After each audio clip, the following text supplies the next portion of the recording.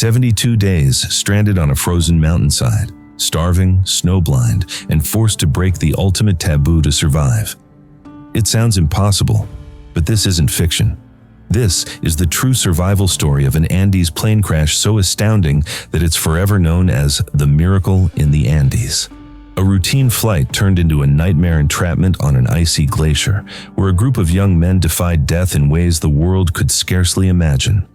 They were ordinary athletes and friends, not adventurers braced for catastrophe. How did a fun trip to a rugby match descend into 72 days of frozen hell? And what unimaginable choices enabled these survivors to cling to life against all odds?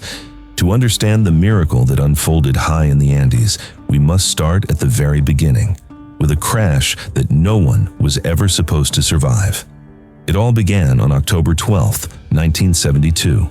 A Uruguayan amateur rugby team, the Old Christians Club, chartered a Fairchild FH-227D aircraft to fly from Montevideo, Uruguay to Santiago, Chile for a friendly match. On board were 45 people, teammates, friends, family members, and crew, all in high spirits.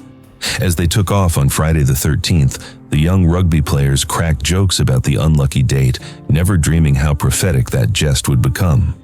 The crash. High over the rugged Andes, bad weather forced the pilots to divert south and then turn back north toward Chile.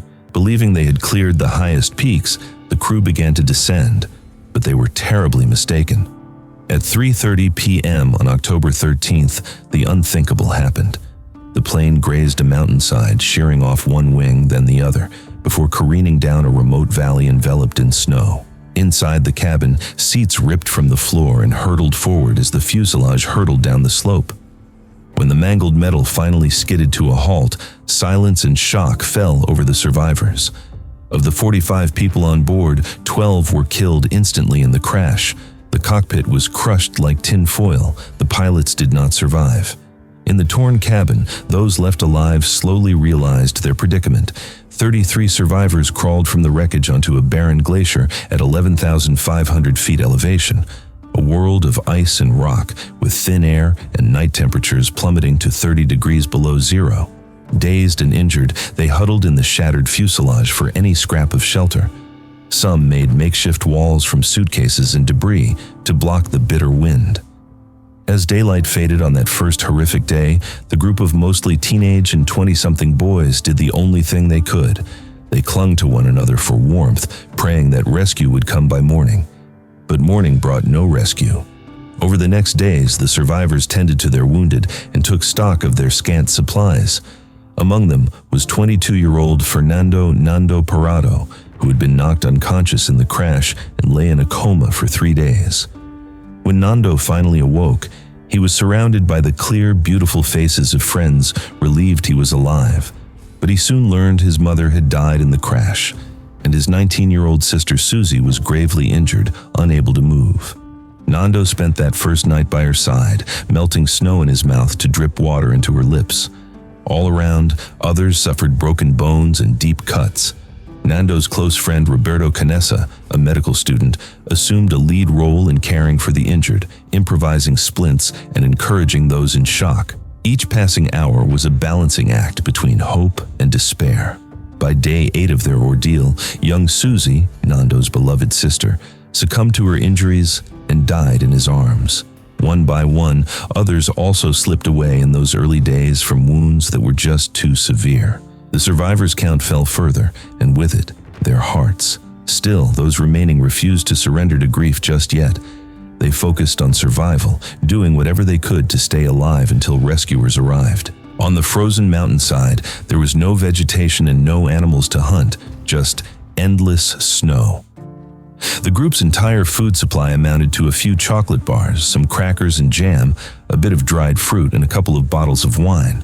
Even with strict rationing, 1 nibble of chocolate per person, sips of wine, and melted snow for water, within a week, these meager provisions were completely gone. Desperation grew. Some boys tried stuffing their stomachs with pieces of shredded airplane seat foam or strips of leather from luggage to no avail. Their bodies were consuming themselves. Starvation had become a very real and lethal threat. As hunger gnawed and their bellies ached hollowly, an unspeakable idea crept into their conversations. Nando, gaunt and weak, took 3 days just to eat a single chocolate-covered peanut. He knew this couldn't continue. Late one evening, roughly a week after the crash, Nando turned to a friend and spoke the words no one wanted to say aloud. They could eat the flesh of those who had died. Human meat. It was an unthinkable taboo solution, but it might be the only way to avoid slow, certain death. When this proposal was brought to the group, it sparked an agonizing debate that lasted all through the day. These were devout young men, many raised Catholic. The idea of cannibalism horrified them. A few flatly refused at first, but others pointed out a grim truth. Their friends who had perished no longer needed their bodies, but the living did. Several of those who died had been among the strongest and healthiest. Their stored fat and muscle could literally fuel the others' survival. Some survivors tearfully pledged their own bodies to the group if they themselves should die, viewing it as an offering of life rather than a desecration. In a way, it was like the ultimate sacrifice of friendship. One survivor later said, "We donated our bodies. You could die, and you could help the others to live." Finally, as hunger and hopelessness mounted, most of the group made a pact. They would do the unthinkable to survive, and the souls of their lost friends would surely understand. They waited for the right moment, hearts pounding with dread and resolve. Then came another crushing blow. On the 11th day, through a static crackling transistor radio that survivor Roy Harley had coaxed into working, they heard the news they feared most. The official search for them had been called off. The outside world had given them up for dead. Sobs of despair echoed in the fuselage as this news sank in.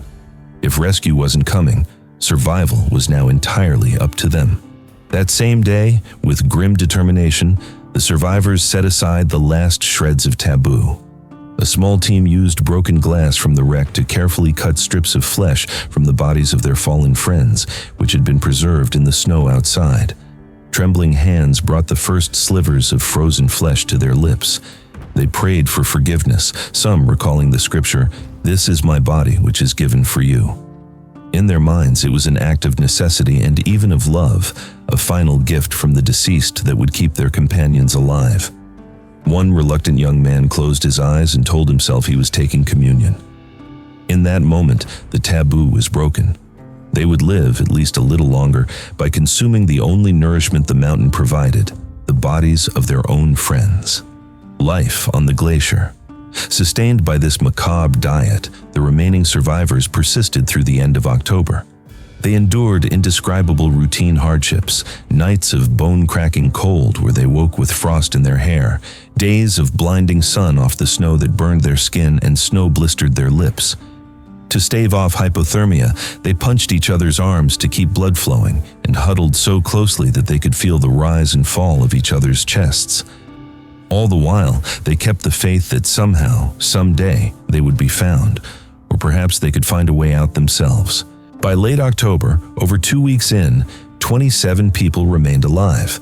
Some of the strongest, Nando, Roberto, and a few others nicknamed the Expeditionaries, began scouting possible escape routes during brief breaks in the weather. They knew their location was so remote that hiking out might be the only way to alert the world. But every attempt to climb the steep surrounding peaks was thwarted by altitude sickness and knee-deep powder. They improvised snowshoes from airplane insulation and cushions strapped to their feet, only to turn back each time, exhausted and snowblind. Each failure drove home the despair of their isolation. They were utterly alone in a vast white wilderness. Still, Nando kept one thought burning in his mind. His father was waiting for him, thinking him dead, and Nando refused to let his father lose his entire family. Then, on October 29th, just as the group was clinging to a fragile routine, tragedy struck again. In the dead of night, a low rumble rose in the distance, growing into a thunder. Before anyone could react, a massive avalanche roared down the mountain and engulfed the fuselage. Snow blasted through every gap, instantly burying the sleeping survivors under a suffocating blanket. Those who weren't crushed struggled in darkness, entombed by snow packed tight as cement. Nando was pinned, unable to move, barely able to breathe. Around him, muffled cries and panicked shouts filled the pitch-black cabin. By sheer luck, one alert survivor, Roy Harley, had leapt to his feet when he heard the avalanche coming and thus wasn't completely buried. Roy clawed his way toward faint voices, digging air holes to free a few companions, who in turn dug out others. In the frantic minutes and hours that followed, they managed to pull several people from the snow, saving many who would have suffocated. Even so, of the 27 people who had huddled in the fuselage, 8 were dead by the time the avalanche settled. The survivors were now reduced to 19, and in a cruel twist, they were trapped even worse than before. The fuselage was completely buried in snow, only a tiny air pocket remained inside. They hacked a small hole through the roof with a metal pole to get oxygen, but for 3 long days the blizzard raged on outside, forcing them to wait in darkness next to the bodies of their friends who had just perished. Hell would have been a comfortable place compared to those days under the avalanche, one survivor quipped grimly later. Finally, when the storm abated, the survivors dug their way out of the snowy tomb, crawling back onto the surface of the glacier into blinding daylight. They were alive, but battered psychologically and physically. If there had been any remaining hope that staying put and waiting might lead to rescue, it was now gone. They realized with dread certainty that the only way off this mountain would be on their own 2 feet. In the following weeks, the 16 men still alive, 3 more had died from their injuries and the punishing conditions in the avalanche's aftermath, devoted themselves to a single goal: escape. They waited for late spring weather to improve and used every ounce of ingenuity to prepare for a desperate trek. The clothing they had was utterly inadequate, so they layered whatever they could scavenge, multiple sweaters, jeans, and socks wrapped in plastic to ward off the brutal cold. They crafted snowshoes and a crude sleeping bag by stitching insulation and spare cloth from the plane seats. Nando noticed his belt had no notches left. He had lost so much weight that he'd punched new holes all the way to the end, a stark signal that time was running out. They had to leave before their bodies failed. This would be their final gamble, a do-or-die march out of the Andes to find help. On the morning of December 12, 1972, day 61 of their ordeal, the expedition finally began. Nando Parado, Roberto Canessa, and Antonio Tintin Vizintin volunteered to venture forth, carrying the hopes of all 16 survivors on their backs. Their plan was simple but daunting: climb over the nearest mountain peak, believing Chile lay just beyond, then hike down to civilization. Before setting off, the 3 young men shared a solemn moment with the others. Nando turned to his remaining friends in the fuselage and promised, "I will come back. I'm going to bring help." He also made a heartbreaking offer. If food ran out, those left behind could consume his share of their friends, including Nando's own mother and sister, whose bodies still remained in the snow. It was his way of saying he'd sacrifice anything to ensure the group's survival. With tears, embraces, and a last look at their makeshift camp on the glacier, the 3 trudged off into the unknown, disappearing up the steep incline. Climbing at over 3,500 meters altitude, 12,000 plus feet, with improvised gear, would test them to the limit. The thin air made each step a labor. Experts would later note that one should only gain a few hundred meters of elevation per day at such heights, but these determined friends climbed twice that in a single morning. Under a merciless sun, they scrambled upward, lungs burning, legs trembling. By afternoon, altitude sickness hit hard. Nando's heart raced uncontrollably, and Roberto became dizzy and nauseated. The trio had planned to reach the summit by sundown on day 1, but that goal proved wildly optimistic.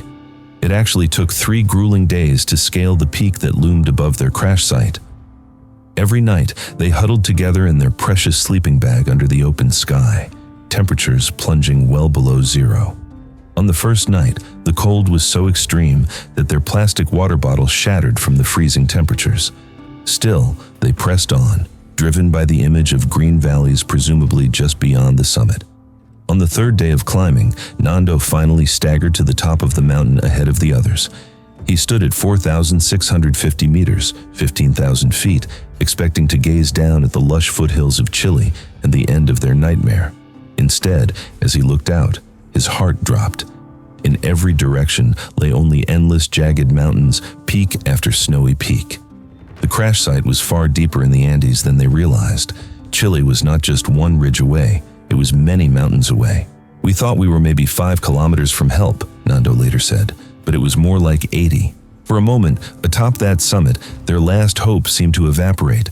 Exhausted and starving after days of climbing, how could they possibly cross dozens more miles of forbidding wilderness? Nando slumped down to wait for Roberto and Tintin to reach the top. In that pivotal moment, he faced a choice: give up and turn back, essentially a death sentence for all of them, or push forward into the unknown. When Roberto Canessa crawled up to the summit and saw the same disheartening panorama, he nearly broke down. But Nando refused to let despair win. He looked at Roberto and spoke firmly: "If we go back, we die. We've come this far. We must keep going." Nando's resolve ignited Roberto's. They decided on the spot that Tintin, who was weaker and consuming precious food, should return to the fuselage with the news that the journey would be longer than expected. They gave him a share of their remaining meat and even fashioned a sled so he could slide downhill, back to the others. Tintin would make it back in just 1 hour. Nando and Roberto, now alone, forged ahead westward with nothing but snow-capped peaks on the horizon, fully aware that it was a near-suicidal gamble. "This is a kamikaze expedition," Nando had said, acknowledging that they might not return, but it was a risk they had to take. For 10 harrowing days, Parado and Canessa trekked through the Andes. Each day they awoke on frigid bare ground, their bodies skeletal and weary, and willed themselves to continue. As they descended from the highest altitudes, the landscape gradually began to change. The eternal white of the glacier gave way to patches of brown earth. Then came a miraculous sight: green grass and even a few grazing cows on distant slopes. These signs of civilization spurred them on. They followed a river downstream, reasoning that it would lead to people. Sure enough, on December 20th, as the two staggered along a riverbank, they spotted humans on the far side of a roaring river. 3 Chilean herdsmen on horseback. Nando and Roberto were so weak they could barely shout over the torrent. They jumped and waved, trying to convey their desperation. The astonished muleteers across the river could see these wild-looking strangers calling to them, but the rush of water drowned out the words. Finally, one of the men found a pencil and paper, wrapped them around a rock, and threw it across the river. Roberto scribbled a brief message and hurled it back. "I come from a plane that fell in the mountains." That now famous note was the first confirmation the outside world would have of the survivors' existence. Reading it, the herdsman Sergio Catalan realized with a shock who these men must be: the long-lost rugby players from the news. With darkness falling, Catalan shouted that he would ride to get help and return in the morning. Before leaving, the kind Chileans tossed pieces of bread across the river to the emaciated men. For Nando and Roberto, after 10 days of walking and 72 days of starvation, those crusts of bread tasted like heaven. True to his word, the next day, December 21st, Sergio Catalan returned, now accompanied by police and mountain rescue officials. The ordeal was almost over. The 2 survivors guided the authorities toward the crash site's location as best they could describe. On December 22nd, 1972, rescue helicopters finally located the remaining survivors on the mountain.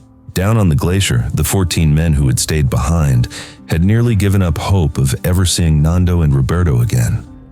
Then, around midday, a thunderous noise signaled the approach of helicopters. One of the boys ran out of the broken fuselage, waving a bright yellow sleeping bag. The pilots spotted movement on that snowfield, and to the survivors' astonishment, a helicopter began to descend. After 72 days, help had arrived. When the first helicopter touched down on the makeshift helipad stomped in the snow, Nando was on board, leading the rescue team. As he jumped out, 3 of his closest friends, barefoot and skeletal but alive, rushed from the wreckage and pounced on him in joy, smothering him in hugs and grateful kisses. It was a scene of overwhelming emotion, the kind of euphoria few on Earth have ever experienced. After 10 weeks on the brink of death, they were saved.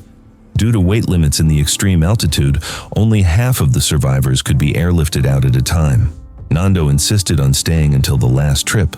The first group of 6 was flown to a hospital in San Fernando, Chile, and the remaining 8 spent one final night on the mountain, now accompanied by rescuers who fed and warmed them, before they too were lifted to safety on December 23rd.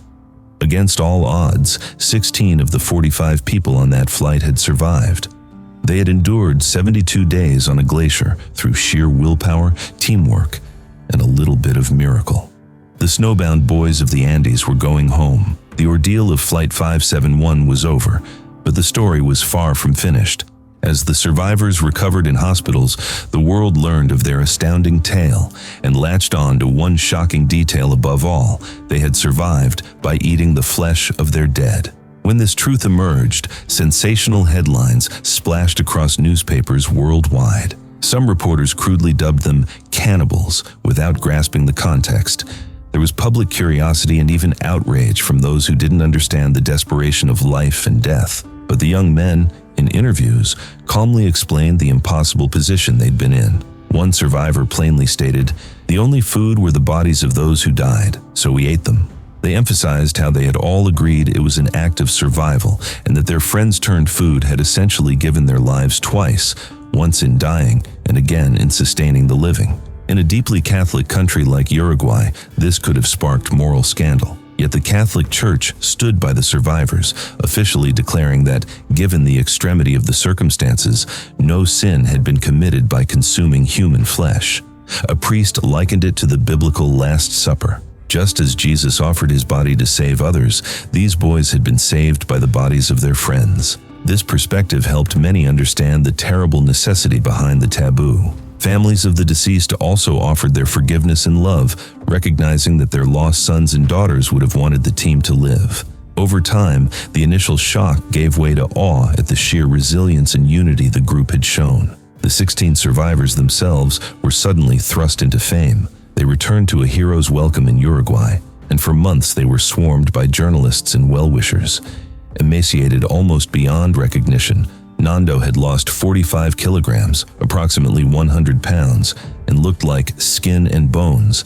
They slowly regained their strength. Many had frostbite, malnutrition, and lingering injuries to recover from, but all of them survived the rehabilitation. Psychologically, some feared they'd be haunted by nightmares or guilt. But remarkably, most of them, like Nando, later reported that they did not suffer lasting trauma or remorse for what they had done to survive. They had looked death in the face and made peace with it on that mountain. What remained was a profound gratitude for life. As Nando put it years later, "Every time I breathe, it's like a miracle. I shouldn't be here." In the years that followed, the survivors formed a lifelong bond. More than teammates or friends, truly brothers who shared a second birth. They even created a foundation that encouraged organ donation, inspired by their experience of giving life to one another. Each year on December 22nd, the group gathers with their families to celebrate what they call their second birthday, honoring the day they were rescued and remembering those who did not return.